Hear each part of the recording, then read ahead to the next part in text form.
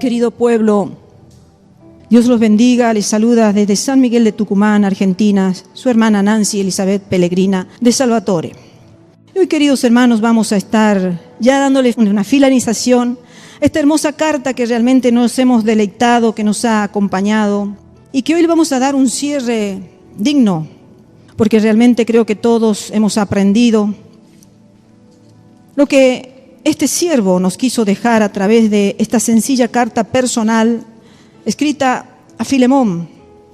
Vamos a buscar la carta de Filemón. Hoy ya vamos a hacer un pequeño repaso del versículo 17 hasta finalizar el versículo 25. Y vamos a leer el versículo 17, donde Pablo está escribiéndole esta carta a Filemón. Ya hemos hablado del perfil de Filemón. Hemos dicho la esencia que tenía este hombre, una esencia que pocos la tienen, que hoy la vamos a completar. Y dice así el versículo 17: así que si me tienes por compañero, recíbele como a mí mismo. Recordemos que Onésimo se había escapado, siendo esclavo de su amo Filemón. Se había escapado y buscándolo, encontró a Pablo. Entonces, allí estuvo un tiempo con Pablo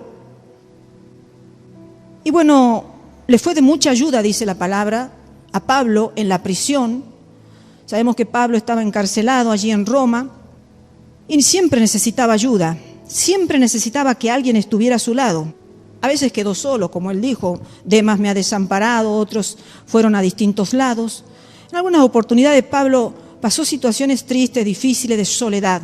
Pero en este entonces, bueno, ya encontró a Onésimo, este esclavo, y vemos que el versículo tanto 17 como 18 expresan cómo la súplica de Pablo, allí el versículo 18 se los leo, dice: y si en algo te dañó, o sea, remitiéndose a Filemón, dice: o te debe, ponlo en mi cuenta.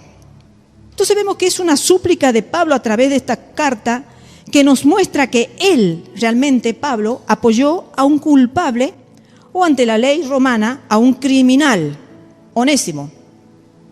Era un criminal, era considerado por la ley romana un detractor de la ley, condenado por la ley, ya que cualquier fugitivo, si quedaba en las manos de Roma, seguramente era ejecutado, o con una sentencia como quizás la tenía Pablo. Entonces, vemos que aquí está apoyando Pablo a un culpable, a un criminal, que se nos van a presentar situaciones difíciles en la vida, hermanos, se nos van a presentar. He tenido que meditar mucho en este punto, en este aspecto, en esta situación que tuvo que enfrentar Pablo y que la ayuda del Espíritu de Dios le ayudó a poder salir impecable. Pero vemos que también, a pesar de que la lectura nos muestra cómo él apoyaba a ese culpable, a Onésimo, ya que estuvo contento con él por un tiempo, Onésimo lo servía, Pablo necesitaba ser servido, pero también vemos que él expresa al dueño, o sea, Filemón, del esclavo, que Onésimo era un infractor realmente, que era un infractor de la ley y que merecía castigo. Eso es lo maravilloso, porque Pablo realmente conocía la palabra de Dios. Fue un estudioso, recordemos, antes de convertirse.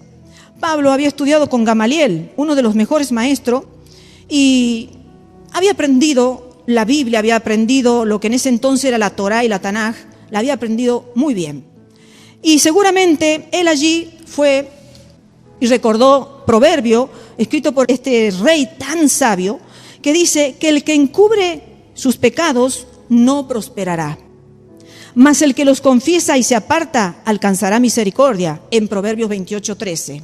Seguramente Pablo era consciente de estas escrituras, que el que encubría pecados nunca iba a prosperar, mas el que los confesaba y se apartaba iba a alcanzar misericordia.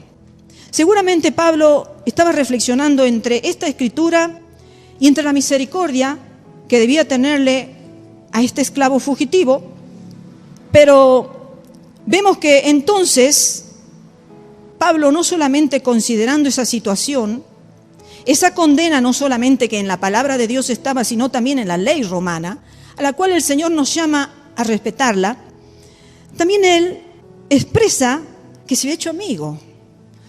Y qué difícil es cuando llegamos ante una situación tan adversa, tan difícil, encariñarnos con la persona que ante la ley tendría que ser ejecutada.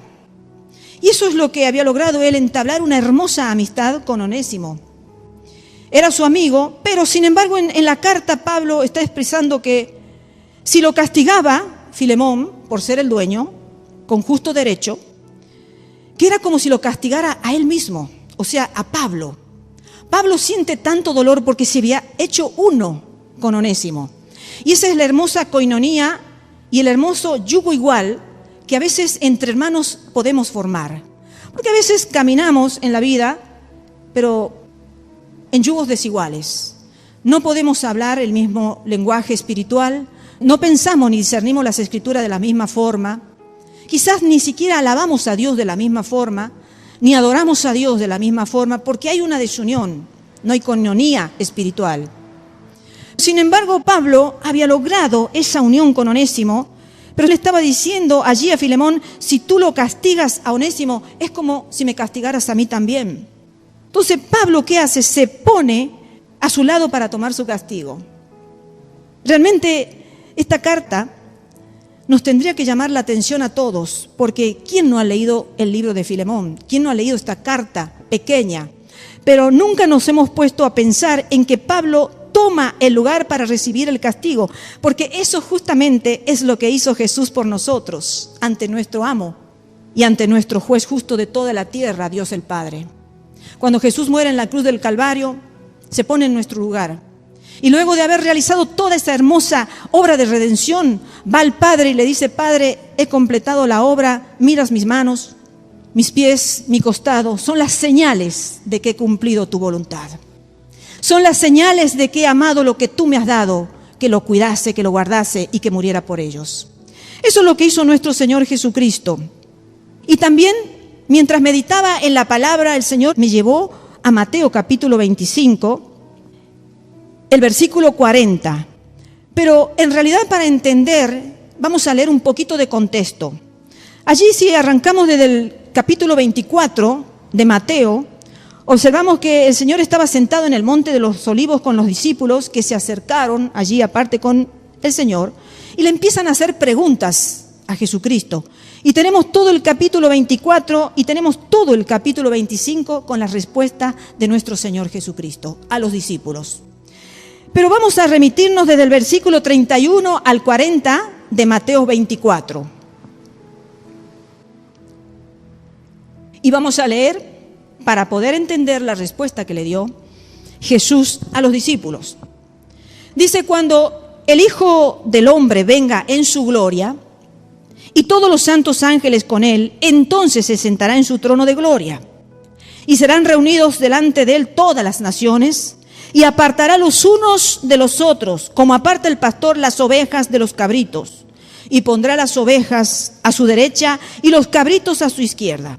Entonces el rey dirá a los de su derecha, venid, benditos de mi Padre, heredad el reino preparado para vosotros desde la fundación del mundo, porque tuve hambre y me diste de comer, tuve sed y me diste de beber.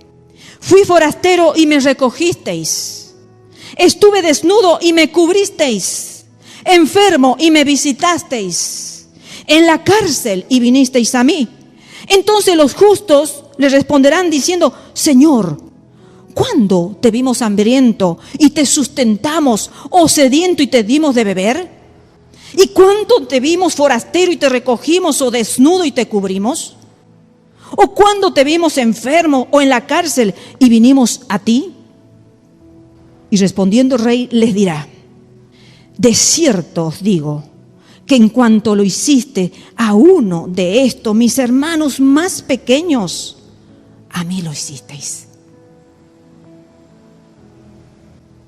Para que reflexionemos, hermanos, esta enseñanza tiene muchas enseñanzas, por así decir, explicaciones. Pero si nosotros nos remitimos al pensamiento de Jesucristo en este momento, podemos ver que muchas veces cuando nosotros nos llegamos a nuestro prójimo, le estamos haciendo un bien al prójimo. Y no estamos pensando que directamente se lo estamos haciendo al Rey de Reyes y al Señor de Señores. Por eso los discípulos no entendían. Y decían, Señor, yo nunca fui a la cárcel. Señor, yo nunca te vestí, Señor, yo nunca te di de comer. Pero el Señor le dice, cuando a uno de estos mis pequeñitos, a mí me lo hicisteis. Entonces, volviendo a esta maravillosa historia, vivida hace tantísimos años, pero que nos conmueve las entrañas, porque es palabra viva, podemos ver que allí en el versículo 18, volviendo a Filemón, dice Pablo a Filemón, y si en algo te dañó, Onésimo, o te debe, ponlo a mi cuenta. Fíjense en que es una de las leyes de la vida que alguien tiene que pagar el precio del pecado. Pablo más que nadie sabía esto, porque Pablo mismo escribió en la carta a los Romanos, capítulo 6, versículo 23, un texto que seguramente casi lo sabemos de memoria, porque la paga del pecado es la muerte, mas la dádiva de Dios es vida eterna en Cristo Jesús, Señor nuestro. ¿Estaba consciente Pablo que realmente estaba ayudando a Onésimo? Pero Pablo estaba consciente que a su vez estaba perjudicando a Filemón. Pablo estaba en una situación realmente complicada, bajo una sentencia de la ley. Y fíjense, hermanos, que nuestra muerte la tomó Jesús poniéndose en nuestro lugar y dándonos aún más la vida eterna. Vida eterna que no la merecíamos y que no la íbamos a conseguir a no ser que alguien se pusiera en nuestro lugar. Pero las consecuencias de nuestro pecado no se borran. O sea, Jesús se puso en nuestro lugar, pero las consecuencias de nuestro pecado no se borran. Un ejemplo muy claro es cuando se comete el pecado de la fornicación o del adulterio. El Señor lo perdona si hay un arrepentimiento genuino, como dice, y lo confesare y se apartare, tendré misericordia. Pero las consecuencias quedan, porque quizás de esa relación pecaminosa nació un hijo. Entonces, el pecado está perdonado, pero las consecuencias no se las pueden borrar. El hijo allí va a estar por siempre, recordando la causa por qué vino al mundo. Entonces, tenemos que ser conscientes nosotros, hermanos, que el pecado perdonado, pero las consecuencias siguen.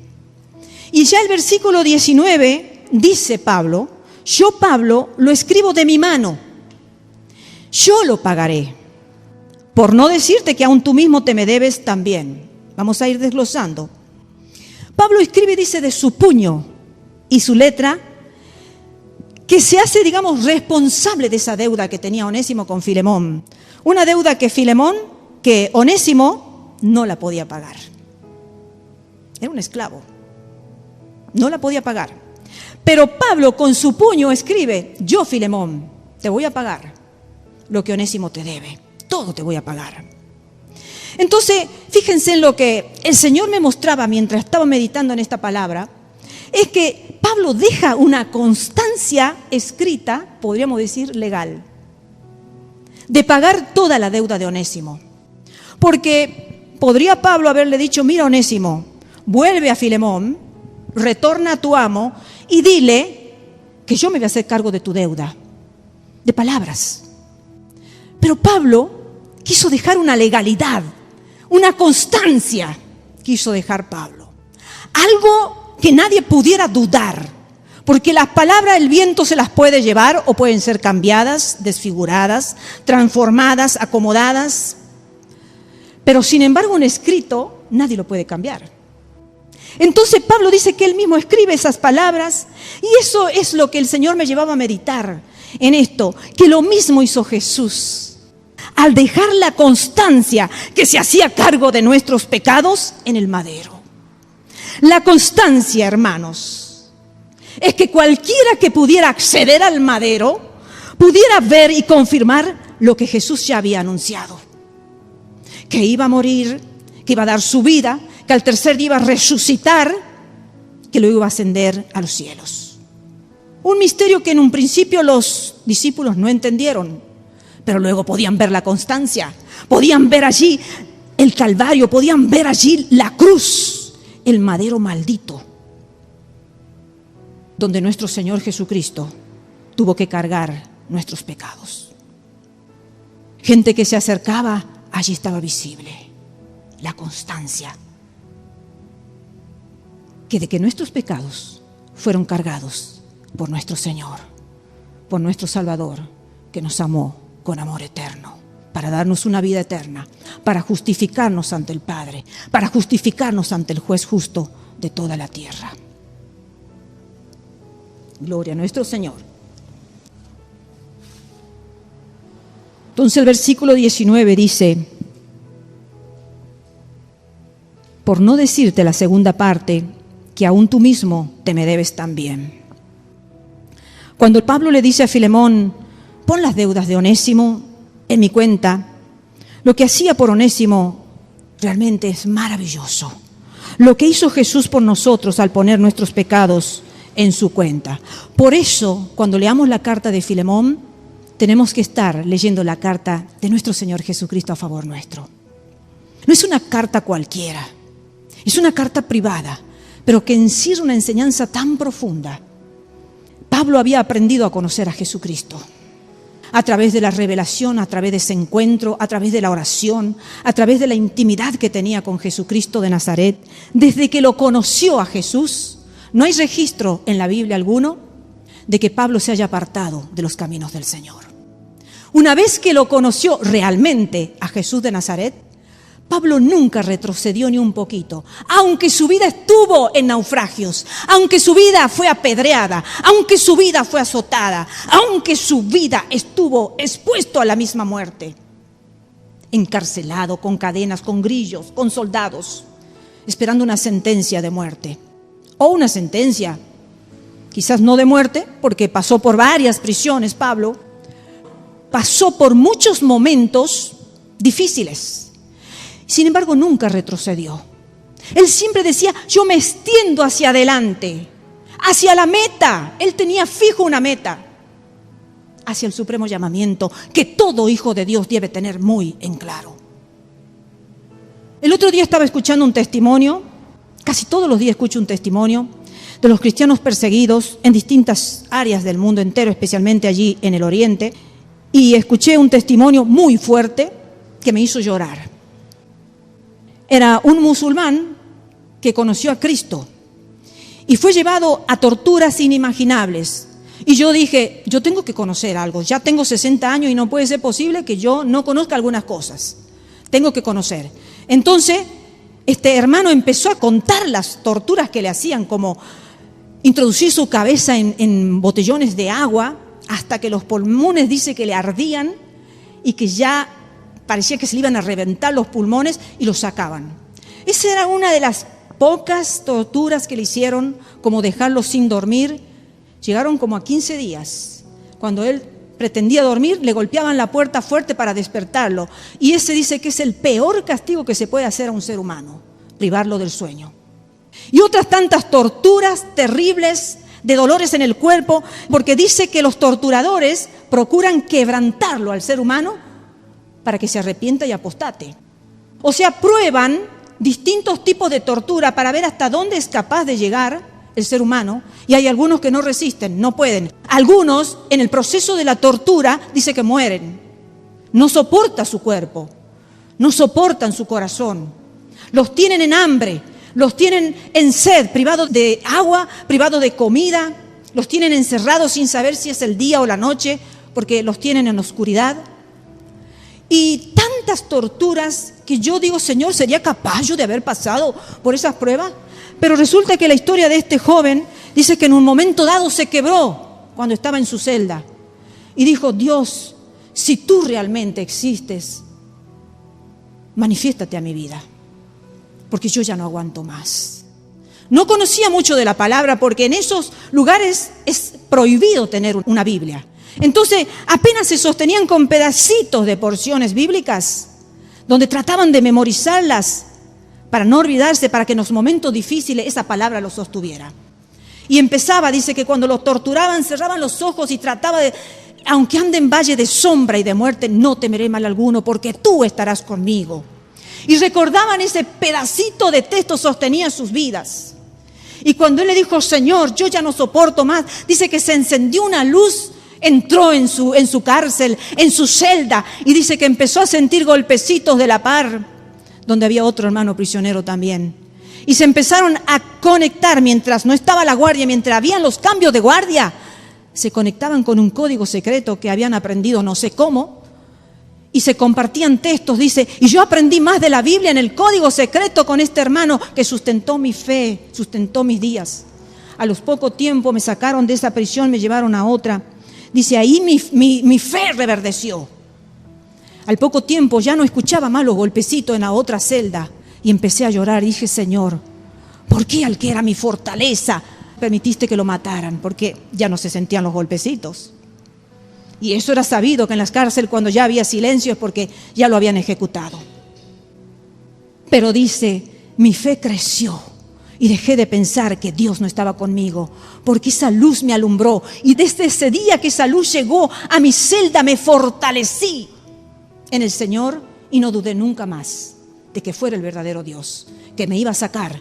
Y de hecho que logró escapar como Dios los ama y los protege. Logró escapar y hoy está en un lugar donde también sigue siendo oriental, pero contando su testimonio de vida, cómo logró él huir en una carreta, tapado, con terrores y con miedo de que lo descubrieran en distintos lugares, pero logró escapar. Porque llegan los momentos, nosotros no sabemos, hermanos, porque nuestra fe quizás ha sido probada de una manera, pero no hasta llegar al extremo. Nosotros no sabemos cuál es la resistencia física que podemos llegar nosotros ante el dolor. Y a veces decimos, sí, yo voy a soportar, pero no, hermanos, no sabemos hasta que no llegue el momento. Pero sin embargo aquí, volviendo a Pablo, no registra la Biblia en todas las cartas que fueron escritas que Pablo dudó en quién había confiado. Una fe inquebrantable es la que tenemos que nosotros procurar. En las buenas o en las malas, en el dolor, en la aflicción, en la alegría, en el gozo o en la tristeza, en la desilusión, en el abandono, en la soledad. En cualquier momento, nuestra fe tiene que ser inquebrantable. Hermanos, tenemos que fortalecernos, como Pablo había aprendido a fortalecernos. Entonces, Pablo se pone como si él fuera el culpable o el que hizo el mal. Y a nadie en la tierra le gusta ponerse como culpable. Siempre nosotros tratamos de evadir de las culpas.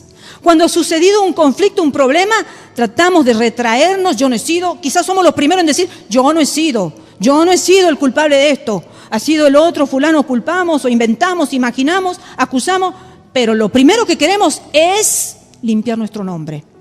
Pero sin embargo, Pablo se puso en el lugar. Y allí, que toda la culpa venga hacia mí, yo me voy a hacer cargo de la culpa, yo voy a pagar la deuda que tiene Onésimo a Filemón, como Cristo lo hizo por nosotros, con Dios Padre. Así lo hizo Pablo por Onésimo, con Filemón. Pablo realmente conoció la gracia salvadora de Jesús. Eso es importante, hermanos, porque estamos en tiempos muy peligrosos donde los cristianos se están olvidando y dejando y teniendo en poco la gracia salvadora. Es porque nosotros no pensamos que Jesucristo cuando estaba muriendo por nosotros también.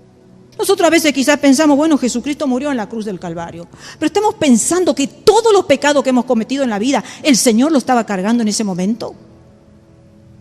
Así lo hizo nuestro Señor y Salvador Jesucristo. Y así Pablo realmente valoró esa gracia que lo salvó, porque fue salvo por pura gracia Pablo. Pablo dice que iba con ira, enardecido, para matar, para tomar prisionero a los cristianos. Iba con gozo, porque para él era un orgullo matar cristianos o encarcelarlos o llevarlos ante las autoridades. Pero conoció la gracia salvadora, porque ahí se le presentó por pura gracia. Se le presentó Jesús de Nazaret. Y desde ese día, él abrazó a la gracia y dijo, no me voy a apartar más. La voy a cuidar. Yo digo, nosotros cuidamos la gracia salvadora porque estamos, como le dije, en tiempos muy peligrosos donde se están buscando muchos caminos alternativos.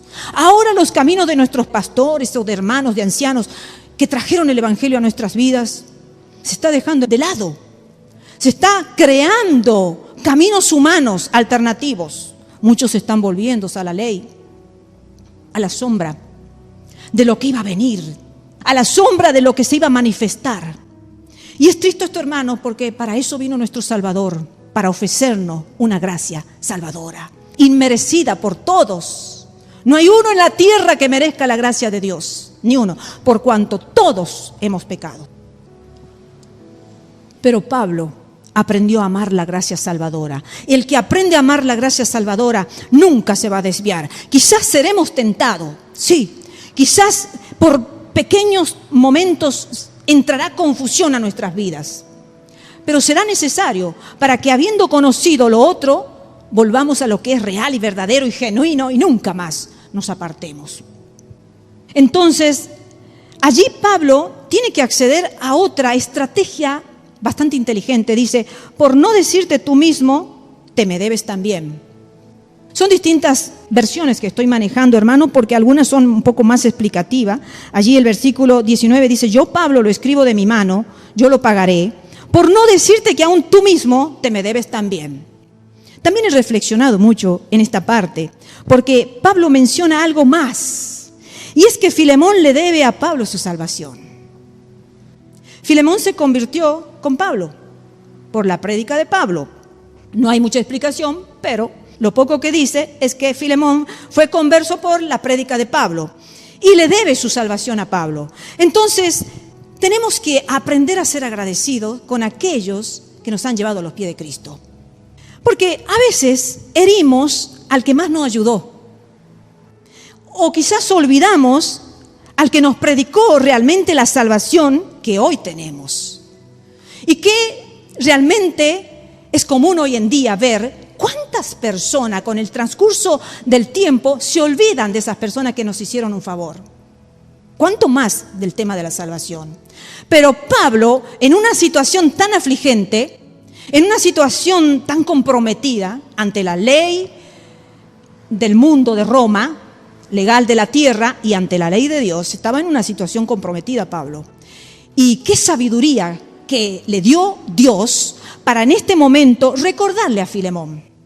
Porque a veces nosotros pensamos que tenemos que vivir la vida y que nos van a hacer sentirnos mal, nos van a entristecer y que nosotros tristemente tenemos que seguir adelante. Pero Pablo en esta situación tuvo que usar una estrategia de recuerdo. Y es lo que nosotros nunca pensamos, que alguna vez vamos a tener que recordarle a alguien en la congregación, en la iglesia, recuérdate que te hice un favor. Y no es pecado, hermano.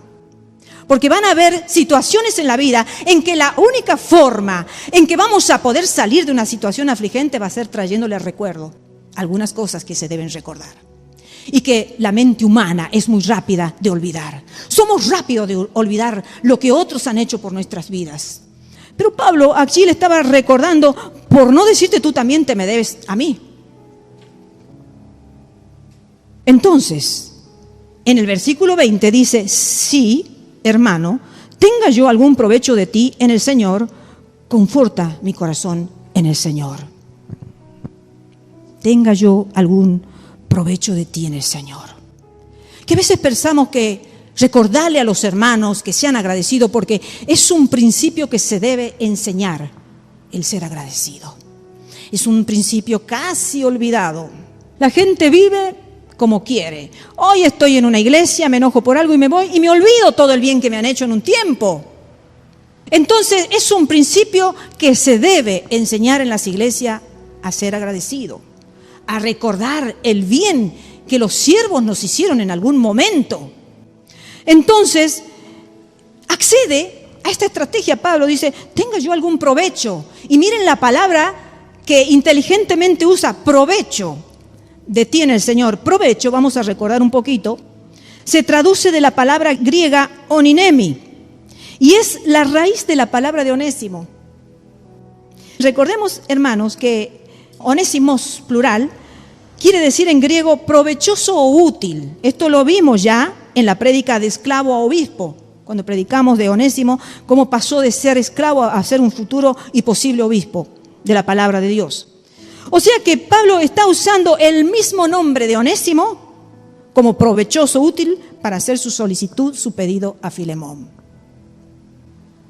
¿Cuánta sabiduría tenemos que tener en momentos difíciles, hermanos? Para saber cómo actuar, para saber qué palabras decir. ¿Cómo lo tuvo que tener? Pablo tuvo que manejarse con una extrema sabiduría en esta situación. Nosotros decimos, pero es una cartita. No, es una carta profunda.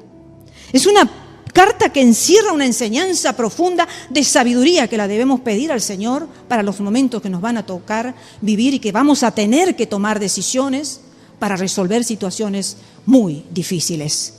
Ya llegamos al versículo 21 y dice Pablo: te he escrito, o sea, Filemón, confiando en tu obediencia, sabiendo que harás aún más de lo que te digo. Pablo sabía que Filemón podía confortar su corazón. O sea, Pablo había aprendido también a conocerlo a Filemón. Y eso es lo importante cuando nosotros aprendemos a conocer al rebaño, a los hermanos, porque sabremos cómo acceder a ellos en momentos de dificultad. Como yo le dije la vez pasada, qué difícil es cuando tenemos que hacer una petición y nos paralizamos y decimos, yo no creo que pueda con este hermano, con esta hermana. Mejor ni abro la boca. Mejor veo qué otra forma, buscar ayuda en otro, porque sabemos que esa persona no nos va a ayudar. Pero sin embargo, Pablo estaba convencido porque conocía a Filemón, por el testimonio de Filemón, que ya lo hemos visto, hemos hablado de la esencia preciosa de Filemón, podía confortar su corazón, sabía que Filemón podía confortar su corazón. ¿Por qué? Retrocedamos un poquito al versículo 7 de Filemón. Dice, pues tenemos gran gozo y consolación en tu amor, porque por ti, oh hermano, han sido confortados los corazones de los santos. Qué hermoso que alguien sepa de alguna persona que consuela y conforta los corazones de los santos. Y Pablo sabía que era una cualidad específica de Filemón. Porque el testimonio de él había corrido tanto de Filemón. Recordemos que Filemón tenía una casa iglesia, en esos tiempos no existían las iglesias, no había territorio para construir iglesia para la cantidad de conversos, pero sí las casas familiares se convirtieron en el comienzo de las iglesias. Unos pocos eran direccionados para la casa de Filemón, otro para Priscila y Aquila, en fin, los hermanos ofrecían sus casas y ahí comenzaron las iglesias en las casas de familia. Entonces, el testimonio de lo que hacía Filemón empezó a correr hasta llegar a Roma, hasta llegar a la cárcel, hasta llegar a Pablo. Pablo se enteró que Filemón estaba confortando el corazón de los santos. Qué hermoso que de nuestras vidas también sea un testimonio y que se corra nuestro buen testimonio hasta lugares tan distantes como que de Colosa a Roma, una distancia bastante considerada, y sin embargo llegó el testimonio de Filemón allí. En segundo lugar, Pablo sabía que Filemón podía confortar su corazón, porque recordemos que Pablo estaba en un lugar que podemos decir que aunque Pablo tenía una esencia tan especial, por eso escribió tantas cartas y consoló y exhortó y levantó y ayudó tanto, pero sin embargo era una cárcel. Era un lugar no deseado para Pablo, que tenía un alma voladora, porque él era por naturaleza misionero. A él le gustaba estar arriba de los barcos o por la tierra, pero yendo, llevando el evangelio de salvación. Entonces, imagínense lo que debe haber sentido Pablo estar en una prisión. Terrible. Debe haber sentido, humanamente hablando, como que se sentía como un pajarito en una jaula. Entonces, él necesitaba también ser confortado. Pablo necesitaba ser confortado, su corazón necesitaba ser confortado. En segundo lugar, Pablo también sabía que Filemón podía, con esta situación vivida con Onésimo, podría revisar todo lo que Pablo había enseñado en la carta a los Efesios, capítulo 6, versículos 5 a 9, en la carta a los Colosenses, capítulo 3, versículo 22, extendiéndose hasta el capítulo 4, versículo 1, donde escribió todos los deberes que tenían los amos hacia los esclavos y los esclavos hacia los amos. Seguramente Filemón aprendió a conocer esa parte que Pablo escribió, cómo se debían comportar los amos con los esclavos y los esclavos con los amos. Entonces, ahora al enfrentarse a una carta de súplica, Pablo seguramente pensaba, Filemón va a revisar su comportamiento, va a revisar su actuación cuando se le presente Onésimo y se va a acordar de lo que yo he escrito y le he enseñado en su tiempo. Y seguramente me va a reconfortar el corazón porque él va a poder exhortar a otros amos a que traten a sus siervos con mayor consideración.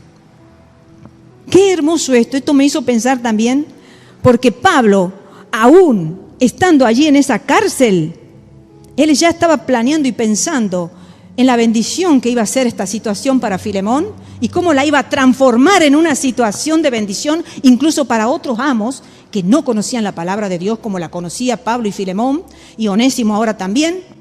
Y podía entonces enseñarle a otros amos que sean considerados, que no se remitan solamente a las leyes terrenales, sino que también busquen las leyes del cielo que bajaron al corazón de Pablo.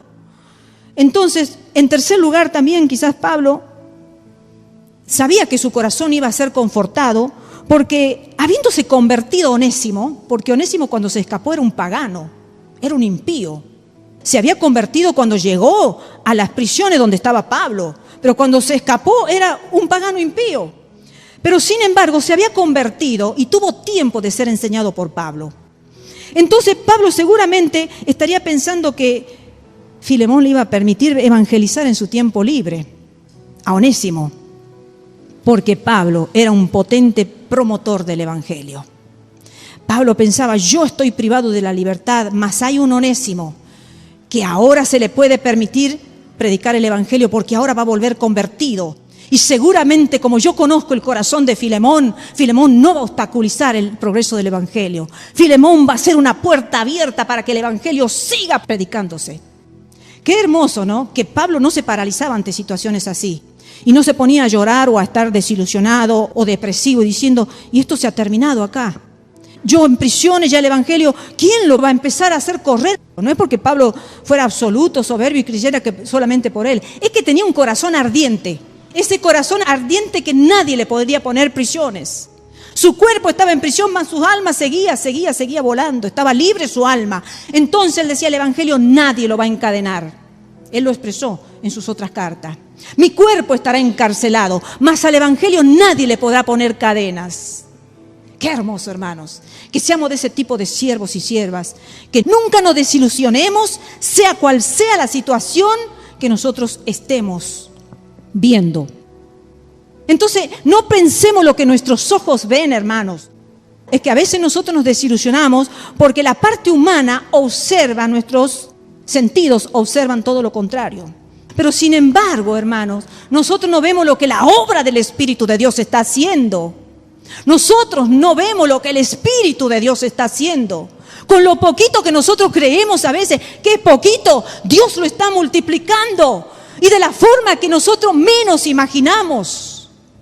¿Qué sabemos si alguien ha escuchado el Evangelio y nunca nos ha manifestado nada? Y después se acordó. Y hoy es un evangelista que ni nosotros siquiera sabemos. Siguen llevando el Evangelio. Y eso es lo que Pablo estaba pensando y diciendo. Porque realmente es que Pablo, aunque estaba en cárcel, él decidió formar discípulos. Y eso es lo importante.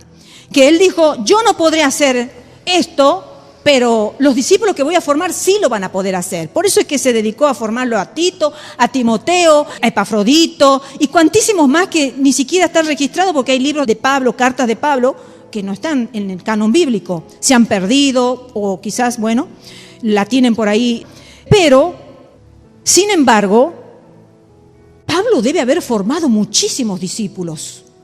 Y cuando llegó el tiempo en donde el Señor le dijo, Pablo, te vas a quedar un tiempo quieto, por así decir, quieto humanamente, pero vas a formar a otros. Entonces Pablo empezó a formar y formó buenos discípulos. Filemón fue un buen discípulo. Onésimo fue un buen discípulo porque se cree la historia, no el canon bíblico, pero sí la historia cuenta, que se cree que llegó a ser obispo de Éfeso, después de Timoteo. Entonces, hermanos, fíjense qué hermoso es confiar en que otros, si son bien formados, van a poder seguir extendiendo el reino de Dios. No nos vamos a detener, hermanos. Sean cual sea la situación que nos toque vivir, aunque por ahí nuestro cuerpo a veces se siente muy mal, porque estamos en la carne y esta carne se deteriora y porque los años avanzan y nos vamos haciendo maduros y vamos aproximándonos hacia el cielo. Qué hermoso, gracias Señor a la verdadera vida. Pero, hermanos queridos, nadie nos va a poder apagar el fuego que hay dentro de nuestros corazones. La palabra de Dios, porque el Señor conoce el corazón de cada uno y sabe qué intención hay en el corazón de cada uno. Entonces, aunque nuestros ojos y nuestro ser vean otras cosas, el Espíritu de Dios va a hacer correr la palabra de las maneras que nosotros ni nos imaginamos, ni pensamos. Ni Pablo siquiera sabe que hoy nosotros en el 2025 estamos leyendo su carta y están sosteniendo nuestras vidas. Sus cartas sencillas nos están sosteniendo la vida. ¿Qué se imaginaba Pablo? Que sus escritos, que sus cartas iban a formar parte del canon bíblico. Jamás pasó por su mente eso. Eso lo sabemos nosotros ahora porque tenemos el registro de sus cartas. Pero Pablo no sabía que iba a quedar registrado en la Biblia. Él escribía cartas y las mandaba para aquí, para allá, iba a la iglesia, formaba iglesia aquí. Él era misionero, extendía el evangelio para que lo conozcan a Jesucristo, para que conozcan la gracia salvadora que se obtiene por medio de la fe en Cristo Jesús y no por las obras. Entonces, nosotros ni sabemos, hermanos, qué se está registrando de nuestras vidas en el libro. Porque esta parte de la gracia, esta última parte de la iglesia, tiene que estar registrado en los cielos. En el canon bíblico se tiene que registrar nuestras vidas hasta que el Señor saque a su iglesia. Tiene que quedar el registro. No puede quedar el registro de una parte y de otra no. Todo tiene que tener un justo registro en los cielos. Nosotros ni imaginamos lo que se está escribiendo de nuestras vidas. Pero lo importante, hermanos, es que se registren las intenciones de nuestro corazón. Eso es lo más importante. Porque obras podremos hacer muchas, pero si nuestro corazón no va acorde a los principios de Dios, entonces va a ser una cuenta borrona y aparte. Que el Señor nos ayude, hermano. Y por otro lado, y último punto, es que también Pablo estaba considerando, y ya desde ya él decía, yo aliento mi corazón y lo conforto a mi corazón, porque cuando yo salga de estas prisiones, seguramente Filemón no me va a mandar a un hospedaje cualquiera, me va a hospedar en su propia casa. ¿Por qué? Podía decir, porque conocía que tenía un corazón hospedador. Filemón tenía un corazón hospedador porque en su casa recibía gente. En su casa preparaba, instruía a muchos corazones desalentados. Entonces, Pablo estaba saliendo de una cárcel de desaliento porque la cárcel no es un lugar de aliento y sabía que le iba a dar hospedaje en su propia casa. Qué hermoso que cultivemos un corazón hospedador, hermano. De cualquier forma, en algún momento vamos a tener que recibir hermanos en nuestra casa y que lo podamos hacer sentir muy bien en casa o en la iglesia. Y en el versículo 22 dice, prepárame también alojamiento porque espero que por vuestras oraciones os seré concedido.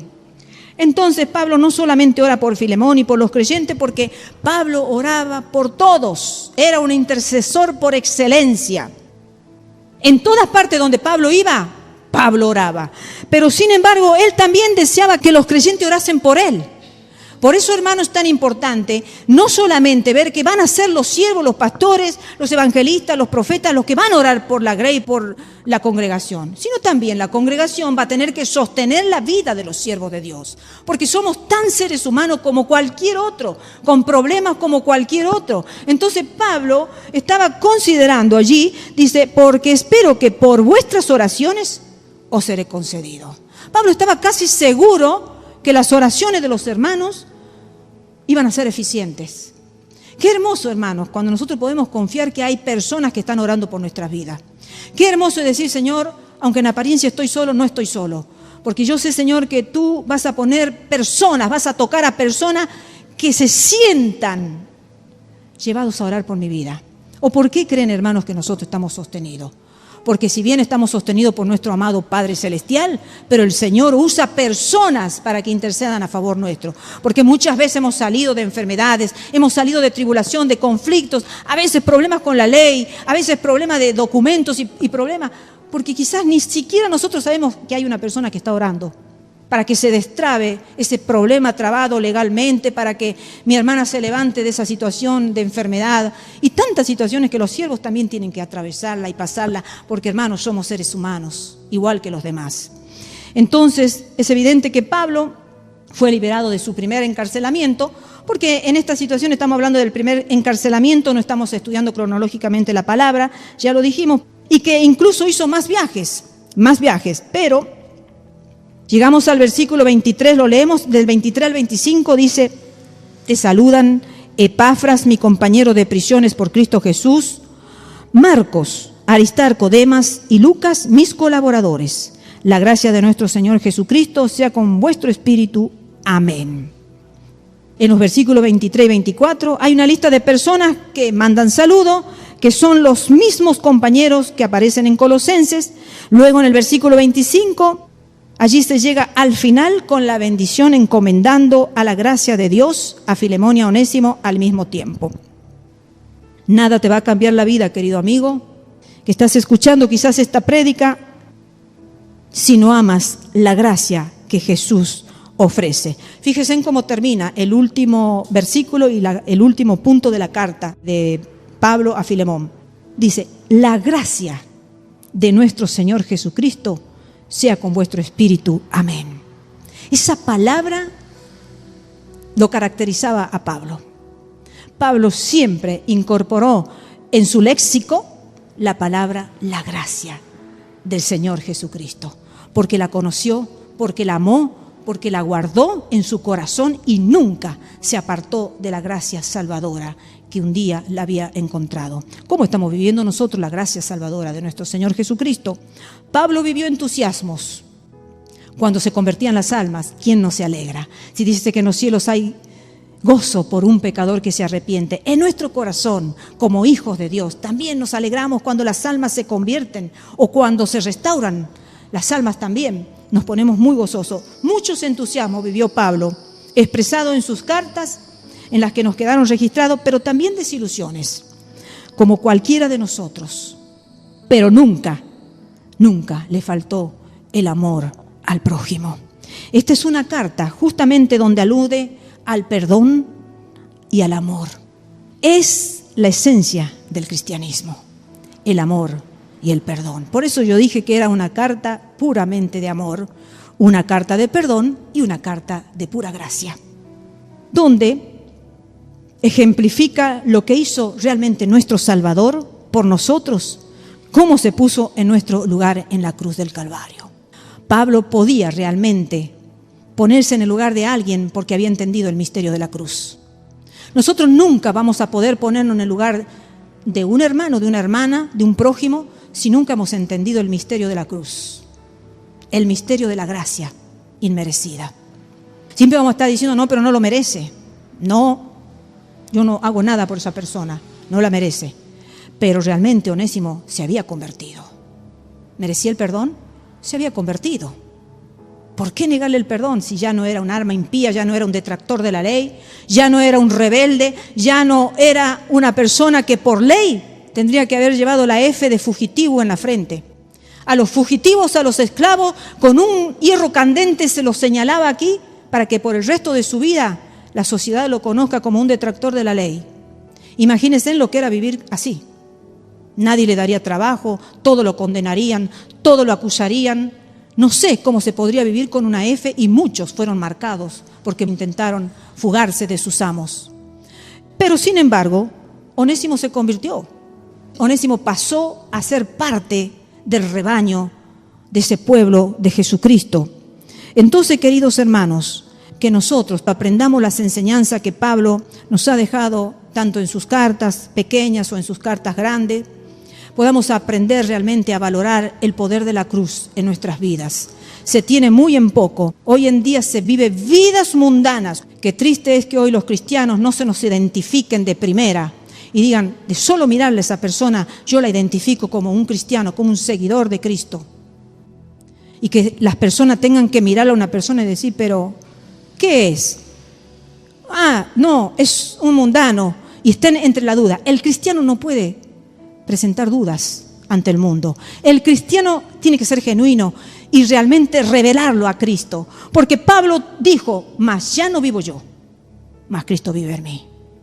Y si nosotros decimos eso, cuidado. Porque si Cristo vive en nosotros, tendremos que vivir el camino y las enseñanzas que nuestro Señor Jesucristo nos dejó. Que el Señor nos bendiga a todos, queridos hermanos.